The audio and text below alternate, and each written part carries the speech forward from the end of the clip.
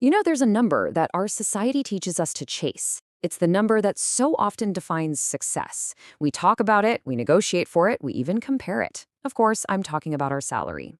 But what if focusing on that one number is causing us to miss the entire point of building wealth? Today, we're going to look at a completely different and way more powerful way to think about money. Yeah, a number like this. For so many people, this is the goalpost, right? It feels like security, success, and freedom all rolled into one.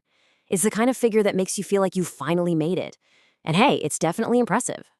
Not even close. A high income can be a really powerful tool for sure, but it can also be a seductive illusion.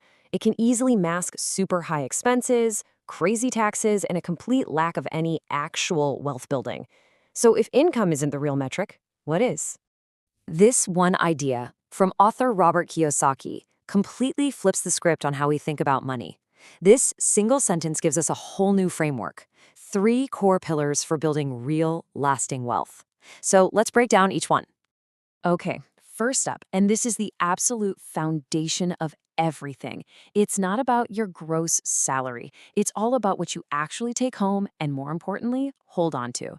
This is the essential defensive move in the game of wealth. So what you earn, your salary, that's just the starting line. But then, life happens. You've got taxes, rent or a mortgage, car payments, groceries, the list goes on. What you keep is the money that's left over after all of that. That's your profit. And it's the only money that can actually be used to build your future. Think about it. A high earner who keeps very little is actually poorer than a modest earner who keeps a lot.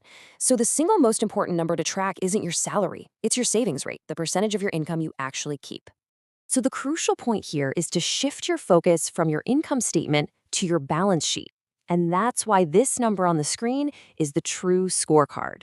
Focusing on growing your net worth tells a story of real progress that your paycheck alone never, ever will. Seriously, tracking this is infinitely more powerful than just looking at your paycheck. Now for the second pillar. Once you've mastered keeping your money, once you got your defense down, it's time to put that money on offense. It's time to make your money work for you, not the other way around. Just think about that for a second. Your money doesn't need to sleep. It doesn't take vacations, and it never calls in sick. When you invest it properly, it can work for you 24 hours a day, 7 days a week, generating more money while you go about your life. This is the big shift from active earning to passive growth. So how does this actually work? Well, what's so cool is how simple the mechanism really is. It's the magic of compounding. You invest the money you've kept. That money earns a return. Then, and this is the key part, you reinvest those returns, and now your earnings start earning their own returns. It's like having a tiny employee who not only works for free, but also hires more tiny employees for you every single year.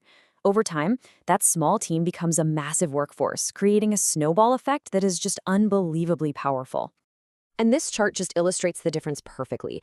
The saver on the left puts their kept money into a savings account where it, barely grows. The investor on the right puts that money to work. Over 20 years, the difference isn't just a little, it's monumental. One person is just treading water. The other one is riding a massive wave. And that brings us to the final, and maybe the most profound pillar of them all. This is the long game. This is about shifting your perspective from your own lifespan to a much, much bigger timeline. See, true wealth isn't just about being comfortable in your own retirement. As you can see here, each generation has a pretty distinct role. Generation 1, they lay the foundation. Generation 2, they nurture and grow that foundation. And then Generation 3 learns to sustain it, making sure that legacy continues.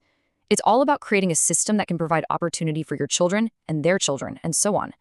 This changes everything. When you start to think in generations, you make completely different decisions. You start to prioritize things like financial education, long-term assets over short-term fun, and building systems over just piling up cash. You're no longer just working for a paycheck. You're becoming the architect of a family's future. So what have we learned here? We've really unpacked a powerful idea that takes us from that narrow focus on income to this expansive vision of creating a legacy.